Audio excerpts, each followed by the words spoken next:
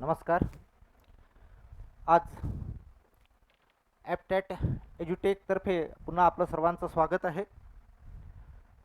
इथून काही दिवस इतिहास हा जो घटक आहे महाराष्ट्र लोकसेवा आयोगासाठी अर्थात MPSCच्या परीक्षांसाठी, मग ते गॅझेटेडच्या परीक्षा असो नॉन गॅझेटेडच्या परीक्षा असो, त्यामध्ये जो अपेक्षित घटक असतो तो साधारणतः मॉडर्न हिस्ट्री अर्थात आधुनिक भारताचा इतिहास हा त्याच्यामध्ये अपेक्षित असतो. यावर काही व्हिडिओज आपण बनवतो आहोत आणि त्यामध्ये आधुनिक भारताचा इतिहास हा घटक शिकण्याचा आपण प्रयत्न करू. तर सर्वात पहिले मी माझा परिचय देतो. मी डॉक्टर वैभव मस्के आणि आपलं सर्वांचं स्वागत करतो. महाराष्ट्र लोकसेवा आयोगाच्या या व्हिडिओच्या अनुषंगाने आपली सुरुवात करतो आहे. तर आधुनिक भारताचा जो इतिहास आहे त्याच्यामध्ये जे घटक आहेत ते साधारणतः कुठून गृहीत धरायचे यावर बरीचशी चर्चा होते. परंतु भारतात येणाऱ्या ज्या सत्ता होत्या, युरोपियन जे काही लोक होते, मग पोर्तुगीज असो, डच असो, इंग्रज असो आणि फ्रेंच असो, तर यांच्याबद्दलचे काही प्रश्न आयोग विचारत असतं. तर त्याची सुरुवात म्हणजे इतिहास घटकातील महत्त्वपूर्ण घटक भारतात युरोपियन लोकांचं आगमन, यावर आपण आता थोडी चर्चा करू. आणि त्यामध्ये काही मुद्दे आहेत, त्या मुद्द्यांवर मी थोडंसं भाष्य पण करील. पहिला आहे की 1453 या वर्षी तुर्कस्तानचं जे कॉन्स्टँटिनोपल शहर आहे ते शहर हे मुस्लिम राष्ट्रांच्या ताब्यात गेल्यामुळे भारतातील जो भूमार्ग आहे युरोपियन लोकांचा तो बंद झाला. झालं असं की इसवी सन 1453च्या पूर्वी भारताचा भूमार्गे व्यापार चालायचा युरोपियन राष्ट्रांशी. आपल्या इथून बराचसा माल तिकडे जायचा, ज्याबद्दल आपली ख्याती होती. हा माल काही 1453च्या फार पूर्वीपासून जायचा. म्हणजे भारतामध्ये प्राचीन घराणा आहे सातवाहन, त्यांच्या काळात देखील भारताचा व्यापार हा युरोपसोबत चालायचा, असे सरळ सरळ उल्लेख येतात. अर्थात 1453 पर्यंत हा व्यापार आपला चालायचा. आणि 1453 मुस्लिम राष्ट्रांनी तुर्कस्तान या देशातलं कॉन्स्टँटिनोपल शहर, ज्याला सध्या आपण इस्तंबूल म्हणतो, हे शहर जिंकलं आणि भारतात येण्याचा मार्ग युरोपियन लोकांचा संपला. आणि म्हणून भारतात कसं जायचं, पूर्वेकडच्या राष्ट्रांशी व्यापार कसे करायचे, अर्थात भारतच काही एकमात्र राष्ट्र नव्हतं, तर पूर्वेकडच्या राष्ट्रांसोबत कसं जायचं. त्यातल्या त्यात जो भारत आहे तो मसाल्याच्या पदार्थांसाठी फार प्रसिद्ध होता. तर ते मसाल्यांचे पदार्थ आपल्या देशात कसे आले पाहिजे याची काळजी आता युरोपियन लोकांना निर्माण झाली. आणि म्हणून युरोपियन राष्ट्रांकडून पूर्वेकडील राष्ट्रांच्या व्यापारासाठी नवीन मार्गांचा शोध सुरू झाला. आणि अर्थात नवीन मार्ग म्हणजे सागरी मार्ग, जलमार्ग. तर जमिनीवरनं तर आता जाता येणार नाही, पण पूर्वेकडच्या राष्ट्रांचा शोध घ्यायचा आहे. तर नवीन नवीन जे दर्यावर्दी होते त्यांना स्पेन असो, त्यानंतर युरोपचे काही राष्ट्र असो, पोर्तुगाल असो, यांनी बरीचशी त्यांना साधनं उपलब्ध करून दिली की तुम्ही सागरी मार्गाद्वारे या पूर्वेकडच्या राष्ट्रांचा शोध घ्या. आणि 1453 नंतर अनेक मोहिमा सुरू झाल्या पूर्वेकडच्या राष्ट्रांचा शोध घेण्यासाठी आणि त्यातल्या त्यात विशेषतः भारताचा शोध घेण्यासाठी. आपण जर इतिहासात डोकावलं तर व्हेस्पुशीची एक प्रसिद्ध मोहीम आहे. त्यानंतर इतिहासात गाजलेली कोलंबसची मोहीम आहे. त्यानंतर इतिहासात वास्को द गामा हा आपल्याला परिचित आहे. अशा अनेक साहसी दर्यावर्दींच्या मोहिमा भारतात किंवा पूर्वेकडच्या राष्ट्रात येण्यासाठी नवीन जलमार्ग शोधू लागले. याच्यातून आणखी एक दुसरा प्रकार सुरू झाला होता, चाचेगिरी, जो आपला विषय नाही आहे. परंतु हे जे जहाजं निघायचे पूर्वेकडच्या राष्ट्रांचा शोध घेण्यासाठी, ते अन्नसामुग्री, त्याच्यानंतर शस्त्रसामुग्री, पाण्याचे साठे आणि धन देखील घेऊन निघायचे, संपत्ती घेऊन निघायचे. मग यांना लुटणारे काही जहाजं तयार असायचे आणि याच्यातून एक चाचेगिरीचा व्यवसाय त्या काळात अस्तित्वात आला. पण तो आपला अभ्यासाचा भाग नसल्यामुळे आपण त्यावर जाणार नाही. तर भारतामध्ये कसं जायचं, पूर्वेकडच्या राष्ट्रांमध्ये कसं जायचं, तर अनेक साहसी दर्यावर्दी तयार झाले. काही पोहोचू शकले तर काहींना जलसमाधी मिळाली. त्यातच एक मुद्दा आपल्याला दिसतो की 1490 या वर्षी कोलंबसने अमेरिका खंडाचा शोध लावला. कोलंबस याची जगप्रसिद्ध मोहीम आहे, सागरी मोहीम. त्याने काही खलाशी घेतले, काही जहाजं घेतली आणि पूर्वेकडच्या राष्ट्रांचा शोध लावण्याच्या अनुषंगाने तो जेव्हा निघाला तेव्हा समुद्रात त्याला अनेक अडचणी आल्या. त्यानंतर जेवढ्या दिवसात आपण परत येऊ असं कमिटमेंट त्याने खलाशांसोबत केलं होतं ते पूर्ण झालं नाही. कोलंबस जवळ होका यंत्र पण नाही आहे, म्हणजे पूर्वेकडे कुठं जायचं ध्रुव ताऱ्यावर तो अवलंबून आहे. आणि म्हणून कोलंबस आणि त्याचे जे खलाशी आहे यांच्यात संघर्ष पण निर्माण झाले आणि त्या संघर्षातून कोलंबसची हत्या करून आपण आपल्या देशात परत जाऊ असं देखील खलाशांना वाटलं. सांगण्याचं तात्पर्य असं आहे की कोलंबसची मोहीम अत्यंत अडचणीची होती. पण कोलंबसने आपल्या खलाशांना समजवलं, त्याचं जहाज चालत राहिलं, जहाजातलं पाणी संपत आलं, जहाजातलं धान्य सामुग्री संपत आली, जहाजावर जे खलाशी होते ते देखील बरेचसे विविध आजाराने मरू लागले.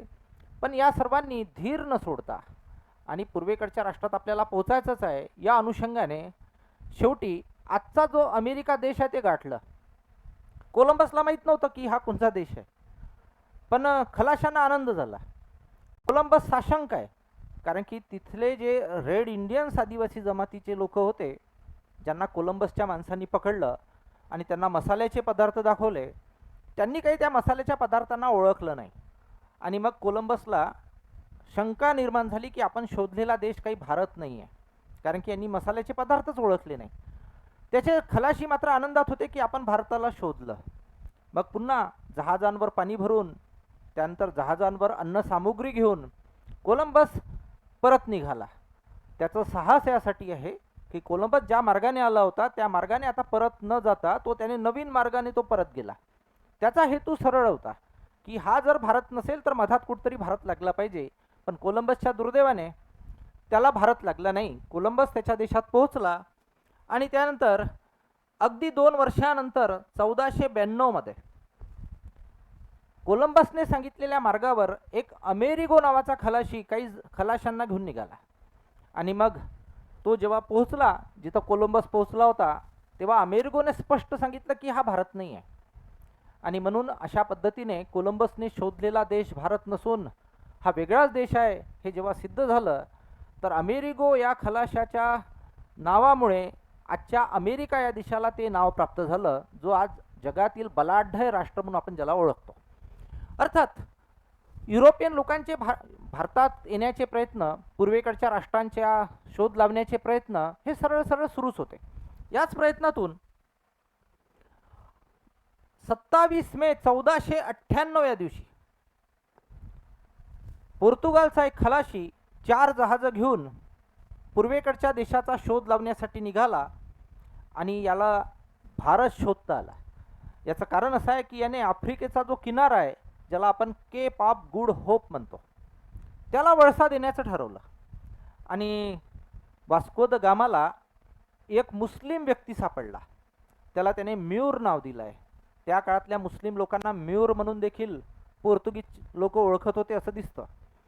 मग त्याने सांगितलं की वास्को द गामाला की या किनाऱ्याला वळसा देऊन आपल्याला भारतात जावं लागेल. जोखमीचा मार्ग होता आणि त्या प्रवाशाने वास्को द गामाला मार्गदर्शन केल्यामुळे वास्को द गामा 27 मे 1498 या दिवशी भारताच्या सध्याच्या केरळ या राज्यात पोहोचला. त्या ठिकाणी त्या काळात कालिकत या बंदरात त्याचं स्वागत भारताच्या लोकांनी उत्स्फूर्तपणे केलं. त्यांना असं वाटलं की हे गोरेपान लोक कोण आहेत, कशासाठी आलेले आहेत. आणि मग त्यांनी फुलं वगैरे देऊन त्यांचं स्वागत केलं. वास्को द गामाला पूर्णपणे लक्षात आलं की हा भारतच आहे, कारण की त्याने दाखवलेले मसाल्याचे पदार्थ आपल्या देशातल्या लोकांनी ओळखले.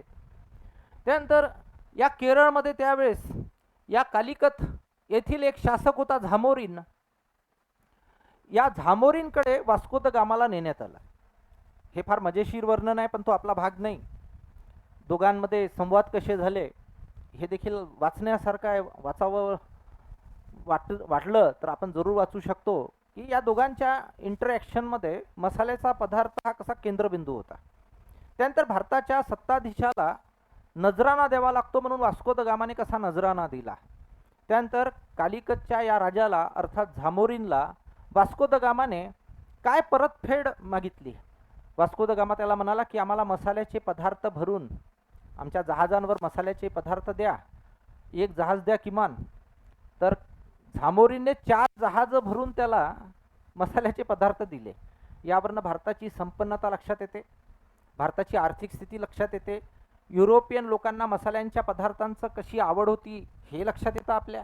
आणि मग हे सगळं घेऊन वास्को द गामा पुन्हा त्याच्या देशामध्ये परत गेला.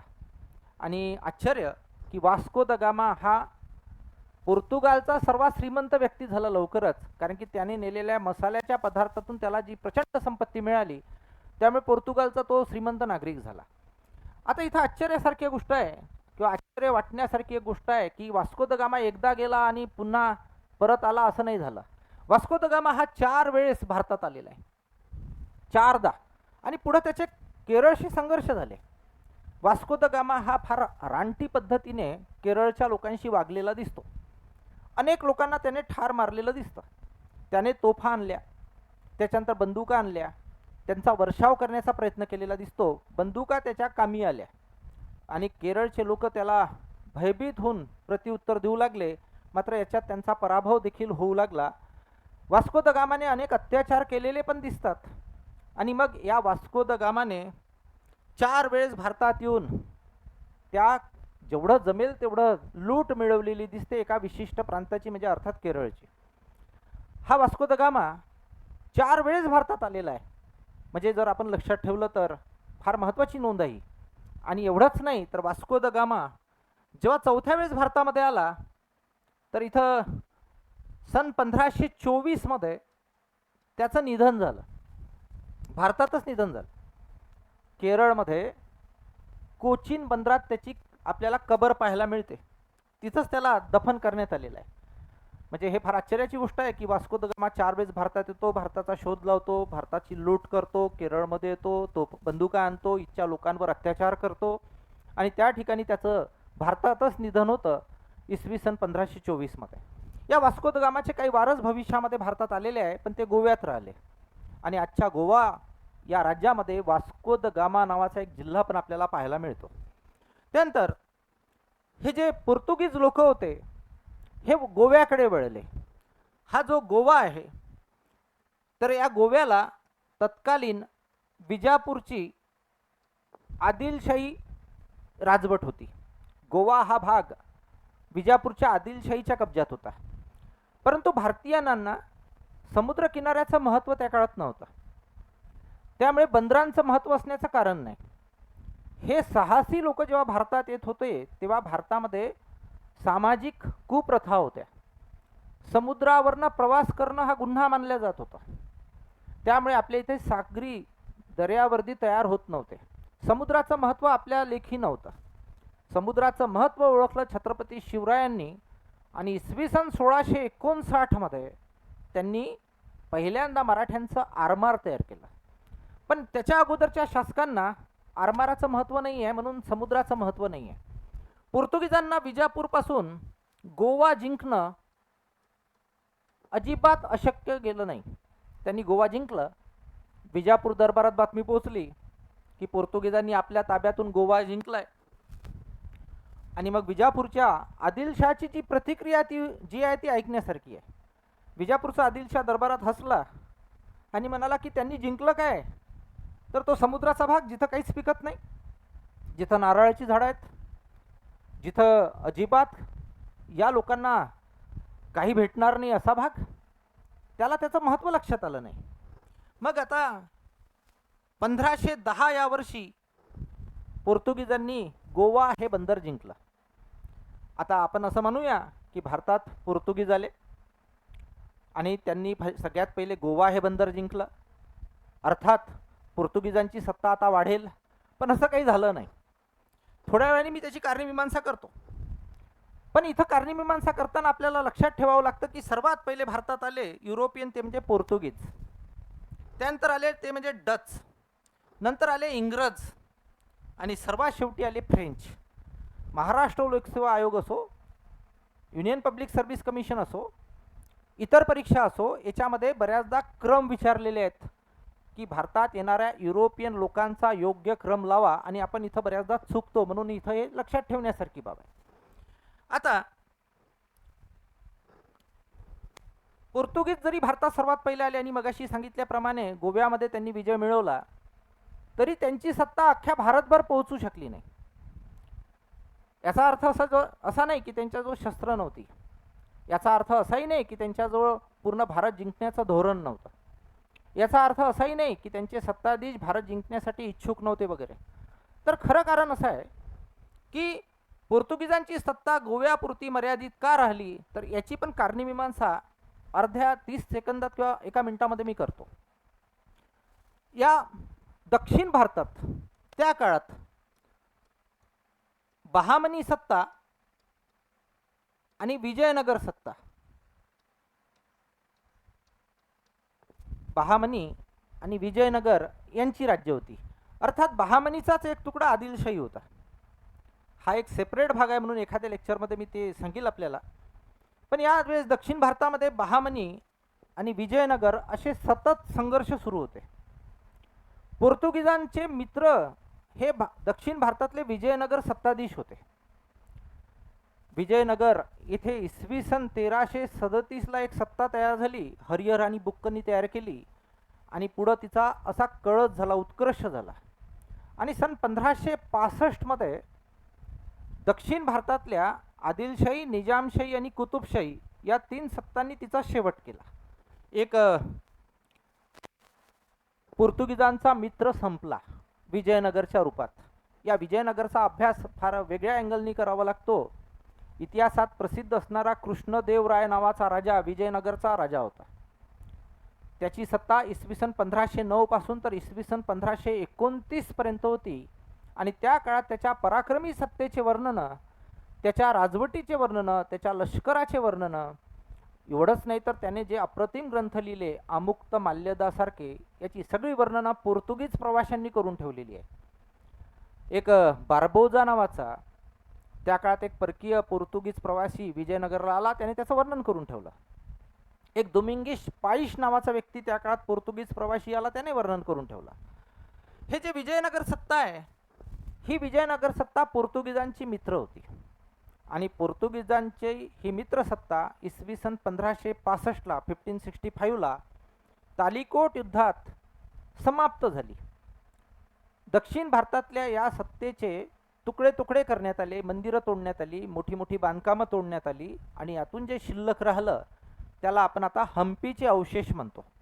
या कारणाने पोर्तुगीजांची सत्ता गोव्याच्या बाहेर वाढू शकली नाही, कारण की त्यांचा एक मित्र समाप्त झाला विजयनगरच्या रूपातला. आणि विजयनगरला घेरलेल्या सत्ता कुतुबशाही, आदिलशाही, निजामशाही या होत्या, म्हणून पोर्तुगीजांचा भविष्यात विस्तारच झाला नाही. तर आता इथं महत्त्वाचं असं आहे की पोर्तुगीजांचा 1510ला जेव्हा पोर्तुगीजांना सत्ता मिळाली गोव्याची, तर यांचा पहिला व्हाईसराय डी अल्मेडा हा व्यक्ती होता. पोर्तुगीजांचा पहिला व्हाईसराय डी अल्मेडा हा आहे. आणि इतिहासात प्रसिद्ध असणारा पोर्तुगीजांचा एक आणखी गव्हर्नर आम्ही ऐकतो, अल्फान्सो डी अल्बुकर्क नावाचा. इतिहासात प्रसिद्ध असणारा डी अल्मेडा हा पोर्तुगीजांचा जरी पहिला व्हाईसराय असला तरी तो लवकर गेला. पुढे त्याच्याऐवजी अल्फान्सो डी अल्बुकर्क हा व्हाईसराय आला. याचं नाव मी याच्यासाठी आवर्जून सांगतोय की यानेच हापूस आंबे आपल्या भारतात आणले आणि म्हणून हापूस या आंब्याला अल्फान्सो हे देखील एक नाव आहे. याच्यामुळे भारतात हे आंबे आले. आज आपण हे आंबे युरोपियन लोकांना निर्यात करतो. अलीकडे अमेरिकेसोबत देखील आंबा करार केला आहे आणि त्या कराराचा एक भाग म्हणजे हापूस आंबा आपण बाहेरच्या देशांमध्ये पाठवतो, तो या अल्फान्सोने भारतात आणला. जो आज भारतामध्ये प्रसिद्ध आहे, ज्याला आपण हापूस म्हणतो, त्याचं दुसरं एक नाव अल्फान्सो हे देखील आहे. तर आता हा जो पोर्तुगीज गोव्यामध्ये जे मर्यादित राहिले त्याची कारणं पण ऐकली.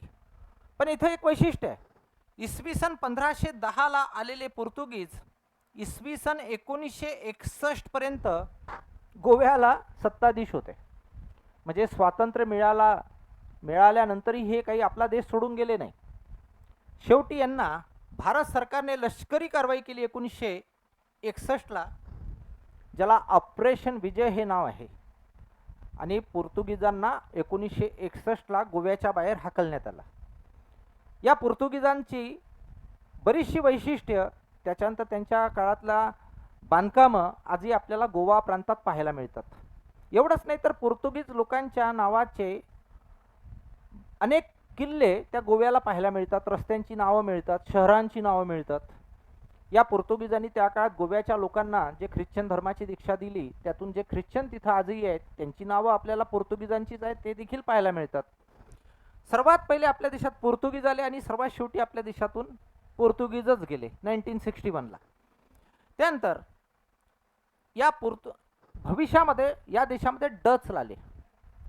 हॉलंड किंवा नेदरलँड्स या नावाने ओळखल्या जाणाऱ्या देशातील लोकांना डच नागरिक आपण म्हणतो.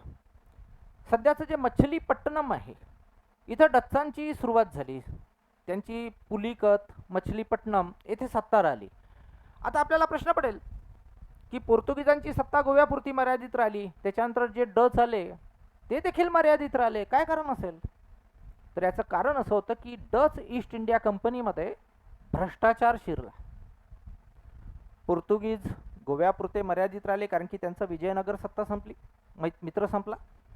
तर डच ईस्ट इंडिया कंपनीमध्ये अनेक भ्रष्टाचार आले आणि त्यामुळे ती कंपनी स्वतःची डेव्हलपमेंट करू शकली नाही. त्यानंतर भारतात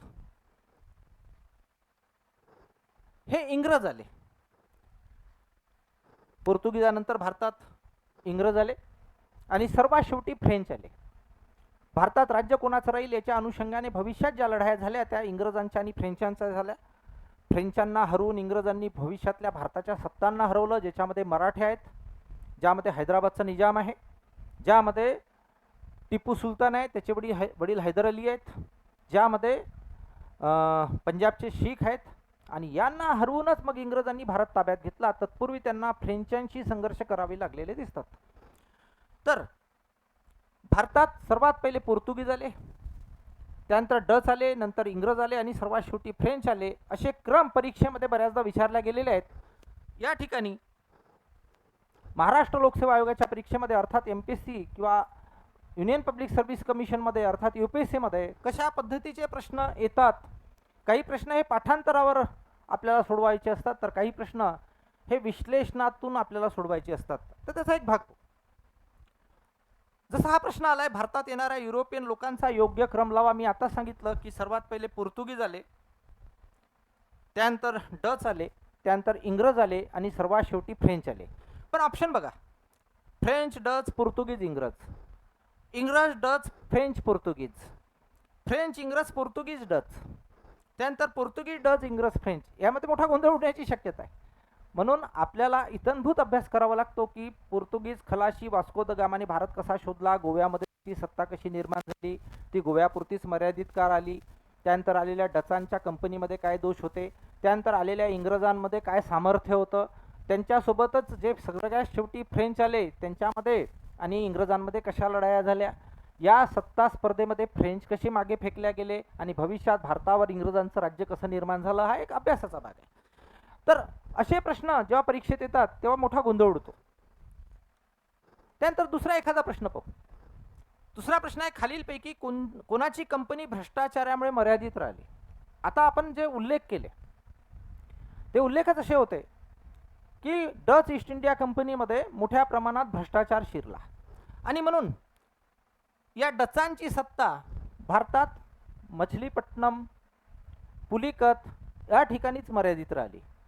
आणि म्हणून असा जेव्हा प्रश्न येतो, खालीलपैकी कोणाची कंपनी भ्रष्टाचारामुळे भारतात विकास करू शकली नाही, तिचं स्वरूप मर्यादित राहिलं, तर याचं नक्की उत्तर आपल्याला शोधताना त्याचं वाचनच आवश्यक आहे.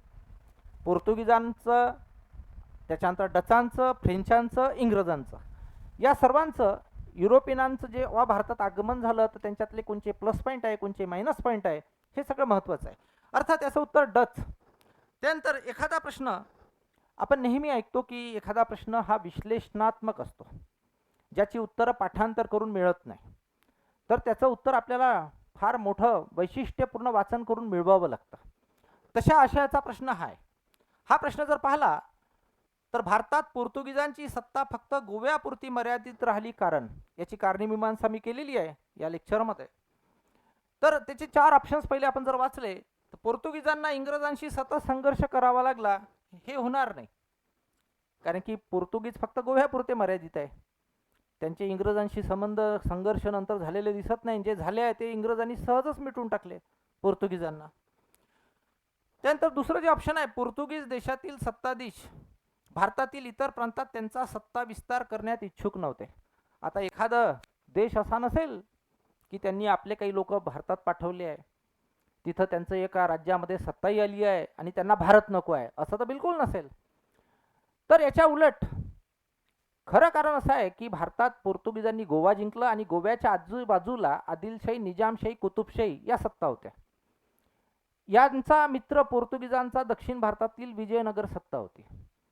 या विजयनगरचा पराजय या तीन सत्तांनी केला, आदिलशाही, कुतुबशाही, निजामशाही. तालिकोट किंवा राक्षस तागडी या नावाने ही लढाई ओळखली जाते इसवी सन 1565ची, की ज्यामध्ये या तीन सत्तांनी विजयनगरचा ऱ्हास केला. विजयनगर 1337 पासून तर 1565 पर्यंत तब्बल 200-2.25 वर्ष दक्षिण भारतातली एक प्रबळ सत्ता होती. या घराण्यामध्ये संगम, शाल्व, तुल्व आणि आरविंदू अशी 4 घराण्यांची सत्ता पाहायला मिळते. इतिहासात प्रसिद्ध असणारा जो शासक आहे, ज्याचं नाव कृष्णदेवराय आहे, ज्याने 1509 ते 1529 पर्यंत राज्य केलं आहे, ज्याने विजयापूरचा भयंकर मोठा पराभव केला आहे, त्याच्यानंतर या सत्तेचा ऱ्हास होऊ लागला आणि 1565ला विजयनगर पूर्णपणे उद्ध्वस्त झाला. आणि खरा मित्र तो पोर्तुगीजांचा होता. यांच्या नाशामुळे पोर्तुगीज देखील संपले आणि गोव्यापुरते मर्यादित राहिले. म्हणून हे कारण होणार नाही. हे कारण जे आपण चर्चा केली ती आहेच. पोर्तुगीजांची खरी मित्रसत्ता विजयनगर साम्राज्याचा अस्त झाला आणि म्हणून पोर्तुगीजांना गोव्यापुरतं मर्यादित राहावं लागलं. त्यांचा विस्तार आणि विकास भविष्यात भारतात होऊ शकला नाही. त्यानंतर चौथा, पोर्तुगीजांना गोव्याबाहेर सत्ता वाढविण्यात रस नव्हता, असं होणारच नाही. हे जर खरं मानलं तर हेही खरं म्हणावं लागेल. म्हणून खरं कारण याचं हे की भारतात पोर्तुगीजांची सत्ता फक्त गोव्यापुरती मर्यादित राहिली. खरं कारण याचं हे आहे. तर हे युरोपियन लोक जेव्हा भारतात आले आणि त्यांच्यात जेव्हा स्पर्धा होऊ लागल्या, तर त्या स्पर्धांमधून भविष्यामध्ये भारतात फक्त आणि फक्त इंग्रज टिकले.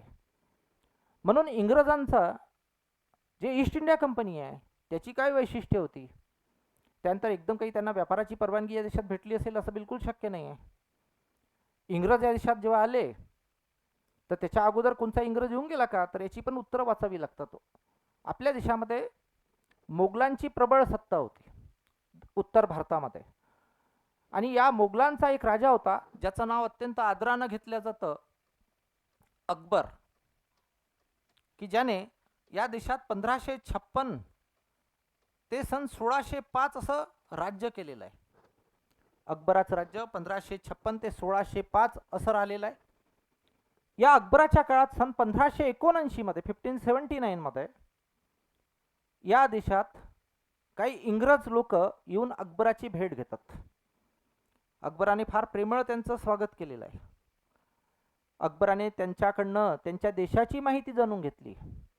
त्या देशामध्ये जी राणी राज्य करते आहे, त्यानंतर त्यांच्या इंग्लंडच्या बाजूला असणारे देश कसे आहेत, त्यांची राज्यव्यवस्था कशी आहे, लष्कर कसं आहे, याची अत्यंत आस्थेने चौकशी केली होती सम्राट अकबराने 1579 मध्ये.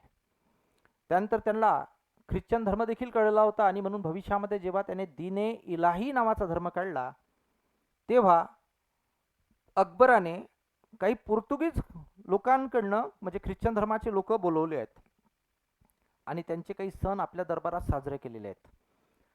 आता हे जे इंग्रज आहेत यांची कंपनी 31 डिसेंबर 1600 निघाली. भारताचा शोध लागला होता. पूर्वेकडचा राष्ट्रांसोबत व्यापार करावायचा आहे म्हणून काही लोक इंग्लंडच्या राणीला भेटले, व्यापारी लोक, आणि त्यांनी इंग्लंडच्या राणीला विनंती केली की आम्हाला पूर्वेकडच्या राष्ट्रांसोबत व्यापार करायचा आहे आणि म्हणून आम्ही एक ईस्ट इंडिया कंपनी काढली आणि तिला परवानगी द्या तुम्ही. राणी म्हणाली मी परवानगी देते, परंतु माझ्या 2 अटी आहेत. पहिली अट अशी आहे की तुम्ही त्या देशात फक्त व्यापार करायला जा. म्हणजे राणी देखील एलिझाबेथ नावाची राणी आहे त्या काळात, तर तिने परवानगी देताना कंडिशनच अशी टाकली की तुम्ही फक्त व्यापार करायला जा आणि त्या देशात सत्ता मिळवण्याचा प्रयत्न करू नका. ही तिची पहिली अट होती. आणि दुसरी अट अशी होती राणीची, एलिझाबेथची, की तुम्ही तिथं जाल तेव्हा असं सांगू नका की तुमचा देश मागासलेला आहे, म्हणजे ज्या देशात तुम्ही प्रवेश कराल तो देश मागासलेला आहे असं म्हणू नका. कारण की आजही हीच कंडिशन आहे की एखादा व्यक्ती जर फॉरेनमधून भारतात आला तर तो भारताला मागासलेला म्हणतो. एखादा व्यक्ती जर मुंबईसारख्या मेट्रोपॉलिटन सिटीजमधून एखाद्या दुसऱ्या जिल्ह्यात गेला तर त्या जिल्ह्याला तो मागासलेला म्हणतो. त्या जिल्ह्यातला व्यक्ती जर तालुक्यात गेला तर त्या तालुक्याला तो मागासलेला म्हणतो, आणि तालुक्यातला व्यक्ती जर गावात गेला तर त्या गावाला तो मागासलेला म्हणतो. म्हणून इंग्लंडची जी तत्कालीन राणी आहे एलिझाबेथ, ती ग्रेट आहे. तिने आपण त्या देशात व्यापार करायला चाललो म्हणून तो देश मागासलेला आहे असं म्हणू नका. त्यानंतर तुम्ही फक्त व्यापार करा, तिथं किल्ले बांधू नका, लष्कर ठेवू नका, अशा 2 मौलिक सूचना केल्या. आणि पुढं याच ईस्ट इंडिया कंपनीचं राज्य भारतात कसं आलं हे एका सेपरेट लेक्चरमध्ये मी आपल्याला सांगेल. तर तुर्तास आपण इथं थांबूया. थँक्यू. हे चॅनल जास्तीत जास्त लाईक करा, सबस्क्राईब करा आणि शेअर पण करा, कॉमेंट पण द्या. थँक्यू.